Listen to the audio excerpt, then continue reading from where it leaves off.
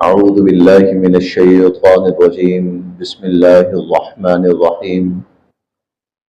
يا أيها النبي إنا أحللنا لك أزواجك اللاتي آتيت أجورهن وما ملكت يمينك مما أفاء الله عليك وبنات عمك وبنات عماتك وبنات خالك وبنات خالاتك اللاتي هاجرن معك. یہ جو آیات آ رہی ہیں اگلی، یہ آیات مخصوص ہیں نبی کریم صلی اللہ علیہ وسلم کے ساتھ. ان آیات میں حضور صلی اللہ علیہ وسلم کی خصوصیات بیان کی جا رہی ہیں، اور یہ حکم جو ہے عام مسلمانوں کے لیے، یا یہ احکامات عام مسلمانوں کے لیے نہیں ہیں. ایک خصوصیت پیچھے بھی بیان ہوئی، اور وہ یہ کہ حضور علیہ الصلوۃ والسلام کا جو نکاح تھا حضرت زینب کے ساتھ، وہ اللہ رب العزت نے خود پڑھایا آسمان پر. لوگوں کے لیے حکم یہ ہے کہ ان کا جو بھی قانونی معاملہ ہو یا جو بھی معاشرتی معاملہ ہو، وہ دنیا میں لوگوں کے سامنے رواج پائے گا اور منعقد ہوگا. تو یہ نہیں کہہ سکتا کہ اللہ نے میرے لیے ایسا کر دیا ہے، یہ نہیں کہا جا سکتا. کوئی یہ نہیں کہہ سکتا کہ مجھے خواب آیا ہے اور خواب کے اندر ایسا ہو گیا ہے، لہذا میں اس فلاں فضیلت کا حقدار ہوں یا فلاں رعایت کا حقدار ہوں. نہیں، بلکہ جو ظاہری اصول اور قوانین اور ضوابط ہیں تو ان کے مطابق فیصلے ہوں گے. کوئی مرد یہ نہیں کہہ سکتا کہ اللہ نے میرا نکاح فلاں خاتون کے ساتھ کر دیا ہے لہذا وہ میری بیوی ہے، اور نہ ہی کوئی خاتون یہ کہہ سکتی ہے کہ میرا نکاح اللہ نے اس مرد کے ساتھ کر دیا ہے لہذا وہ میرا خاوند ہے. نہیں، ان کے نکاح دنیا میں ہوں گے، لیکن حضور علیہ الصلوۃ والسلام کے لیے یہ بہرحال ایک خصوصی معاملہ ہوا کہ آپ کا ایک نکاح آسمان پر اللہ رب العزت نے پڑھایا تھا. تو اگلی جو اب یہ اس آیت میں اور اگلی آیات میں جو احکام آ رہے ہیں وہ خصوصیت ہیں نبی کریم صلی اللہ علیہ وسلم کی.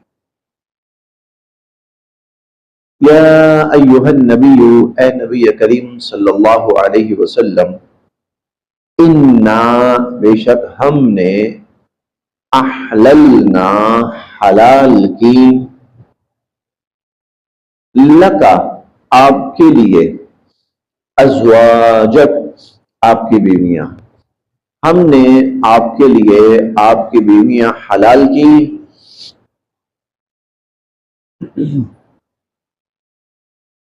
اللہ تھی، وہ بیویاں، آتیتا، آپ نے دیا، اجورہن، جن کو ان کے حق مہر.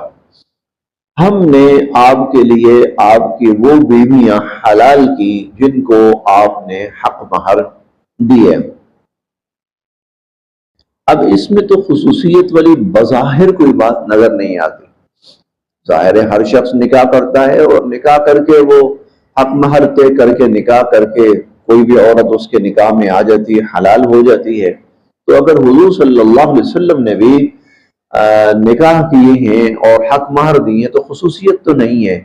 اصل میں خصوصیت یہ ہے کہ حضور علیہ الصلوۃ والسلام کا حضرت زینب کے ساتھ جو نکاح تھا وہ پانچواں نکاح تھا. اس سے قبل آپ کے نکاح میں 4 ازواج مطہرات تھی. اب عام قاعدہ تو یہ ہے کہ ایک مرد کے لیے ایک وقت میں 4 سے زائد بیویاں رکھنا وہ جائز نہیں ہے. بس زیادہ 4 رکھ سکتا ہے، زیادہ سے زیادہ ایک وقت کے اندر. تو حضور صلی اللہ علیہ وسلم نے 5ویں کیسے کر لی؟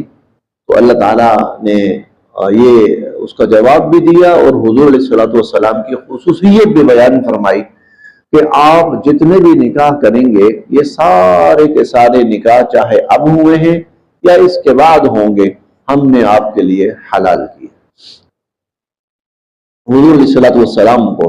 चुनाचे आपकी जब 5 अज़वाज मुतहरात थी, फिर आपने छठा निकाह फरमाया, 6 थी फिर 7वां फरमाया, 7 थी फिर 8वां फरमाया। जब आप दुनिया से तशरीफ ले गए तो आपके निकाह में उस वक्त 9 अज़वाज मुतहरात थी, 2 का इंतकाल हो चुका था। 9 अज़वाज मुतहरात, 9 खवातीन बेवा हुई आपके दुनिया से तशरीफ ले जाने के बाद।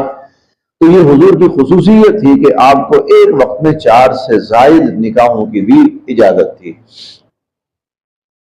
वमा मलकत, वमा और जो मलकत यमीनुक, और जो जिनके आपके दाएं हाथ मालिक हों, यानी आपकी बांदियां।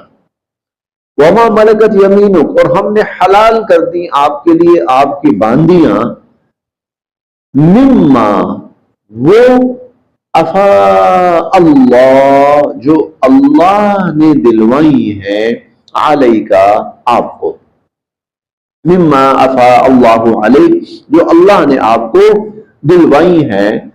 अल्लाह ने दिलवाई है, या अफा का जो लफ्ज है ये माले फे से बना है। माले फे ये भी माले गनीमत का एक आप कह लेंगे हिस्सा होता है। माले गनीमत की एक किस्म है ये भी। माले फे जो है, जो हम 28वें पारे में तफसीलन पढ़ेंगे।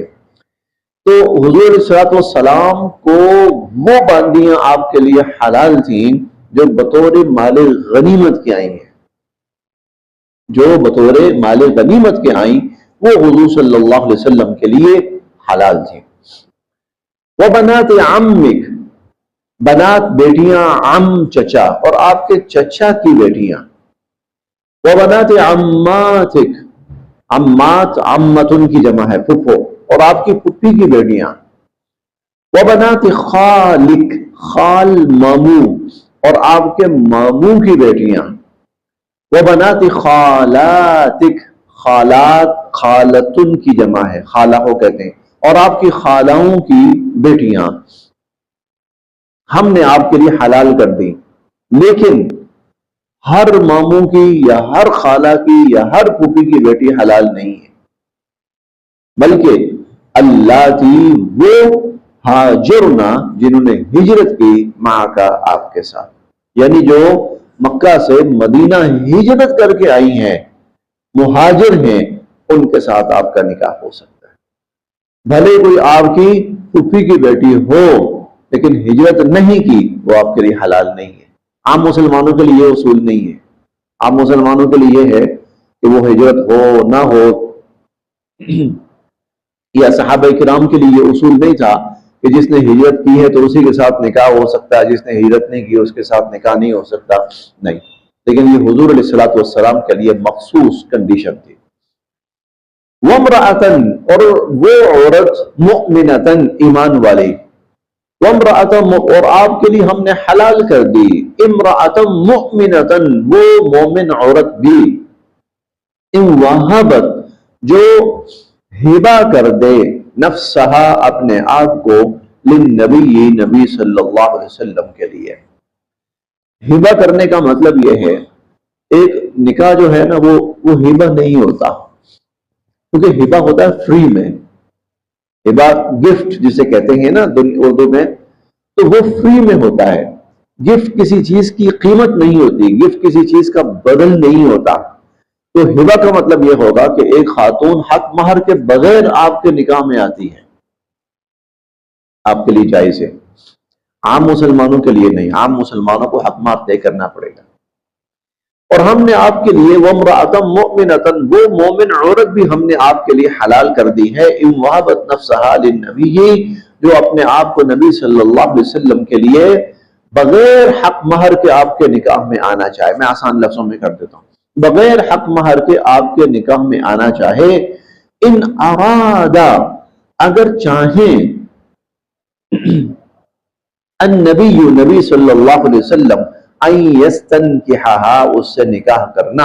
हाँ, हुजूर सल्लल्लाहु अलैहि वसल्लम की अपनी भी रग़बत हो उससे निकाह करने की, अपनी भी ख्वाहिश हो, तो आप निकाह कर सकते। एक तो ये है ना, कोई औरत आपसे निकाह की रग़बत रखती है लेकिन आपकी रग़बत नहीं है, तो ठीक है ना करें। लेकिन अगर आप निकाह करना चाहें तो आपके लिए यह भी जायज है। کہ آپ حق مہر نہ دیں، بغیر حق مہر کے نکاح کر لیں۔ خالصتاً، یہ مخصوص ہیں، لکا آپ کے لیے، یہ احکامات مخصوص ہیں آپ کے لیے، من دون المؤمنین، باقی ایمان والوں کے لیے نہیں ہے، نہ کہ باقی ایمان والوں کے لیے۔ قد، یقیناً، علمنا، ہم جانتے ہیں، ما فرضنا، جو ہم نے مقرر کیا، علیہم، ایمان والوں پر، فی ازواجہم، ان کی بیویوں کے بارے میں۔